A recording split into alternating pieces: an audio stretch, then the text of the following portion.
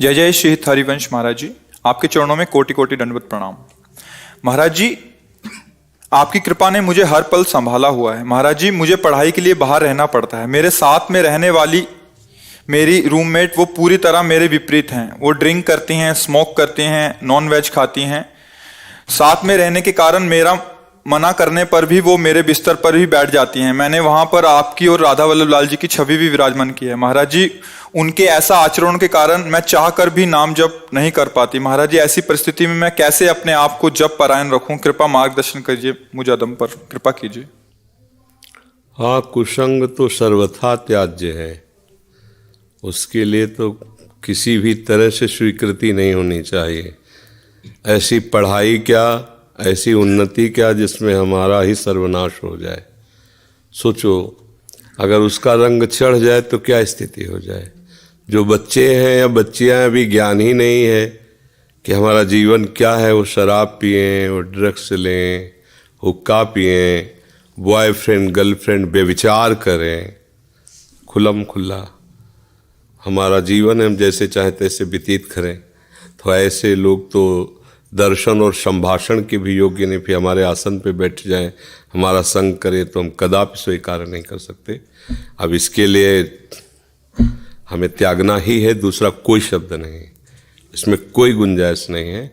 हमें अलग रूम लेना चाहिए या हमें रास्ता निकालना चाहिए कोई कि हम पढ़ें भी, पर ऐसे गंदे संग का त्याग करें। बिल्कुल ऐसा गंदा संग स्वीकृत नहीं, किसी भी तरह से स्वीकृत नहीं, बिल्कुल नहीं। वो पढ़ाई जाके मृत्यु के रूप में बदल जाएगी, क्योंकि कितने दिन तुम्हारा मन सह पाएगा। जिस दिन उनका रंग तुम्हारे ऊपर चढ़ा उस दिन ये साक्षात मृत्यु है। जो धर्म से भ्रष्ट हो गया वो मरा हुआ पुरुष है। वो केवल श्वास चल रही दिखाई दे रहा है, उसमें अब रह नहीं गया कुछ। वो भले दिखाई दे कि उसके अधिकारी जन उसको उन्नति देते चले जा रहे हैं उसके भ्रष्टाचार के बल पर, लेकिन वो उन्नति नहीं, वो चढ़ाई पर जाकर उसको पटकने जा रहे हैं, उसको दंड देने जा रहे हैं।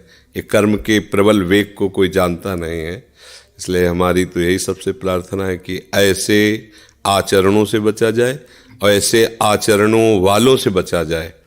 सबसे बड़ा शत्रु है हमारा जो हमें गंदे आचरणों की तरफ प्रेरित करे। आज अभी आप में थोड़ा भजन का आश्रय है, इसलिए आप लड़ रही हैं अंदर से। नहीं, कल वो कहेगी तुम्हें हमारी कसम, तुम्हें पीना पड़ेगा। देखो हमारे बॉयफ्रेंड ने, आज चलते हैं वहाँ मनोरंजन करते हैं, आज पिकनिक मना, जो भी जैसे भी शब्दों का प्रयोग, वो आपको जाल में फंसा करके आपको भ्रष्ट कर देगी, आपको नष्ट कर देगी। संसार का स्वरूप है, बिल्कुल स्पष्ट समझ लीजिए। इसलिए गलत आचरण नहीं करना, गलत आचरण करने वालों का संग नहीं करना, हमारी यही सबसे बड़ी उन्नति है कि हम अपने आप को बचा लें। ऐसी पढ़ाई क्या, ऐसी नौकरी क्या, ऐसा पद क्या जो हमको भ्रष्ट कर दे आचरणों से, ये बिल्कुल ठीक नहीं है। जो धर्म का त्याग करके उन्नति को पाना चाहते हैं वो कभी उन्नति को प्राप्त नहीं हो सकते। भले उन्नति के पद में है, लेकिन उनकी दुर्दशा तुम अपने आंखों से देख लेना। समय आएगा, देखो आज कोई आप पाप करो तो आज ही फांसी पे थोड़ी चढ़ा दिए जाओगे। उसकी वकालत होगी, न्याय होगा।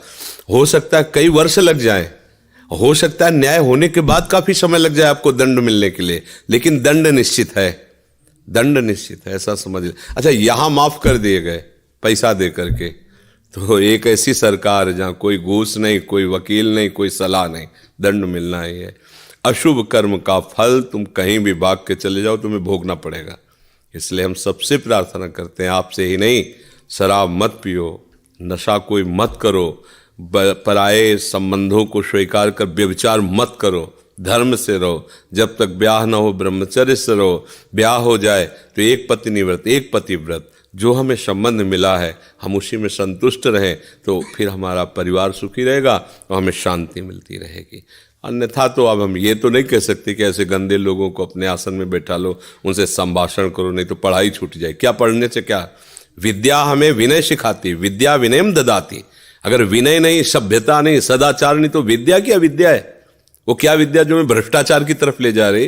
वो क्या विद्या जो हम अपने गुरुजनों को, बड़े बूढ़े जनों को सामने बात न कर सके, हम ऐसे गंदे हो जाएं? ये विद्या है? विद्या तो विनयम ददाति, विद्या तो पवित्र है, विद्या तो हमें उन्नति के मार्ग पर ले जाती है। वही विद्या है जो दुर्गुणों से हमें बचाए, वही हमारा मित्र है जो हमें अच्छे मार्ग पे चलाए, वो मित्र है। मुझे ऐसे मित्रों का संग नहीं करना चाहिए, वो परम शत्रु हैं, छुपे हुए माया ने मित्र भाव करके हमारे पास भेजा है, हमें बचना चाहिए।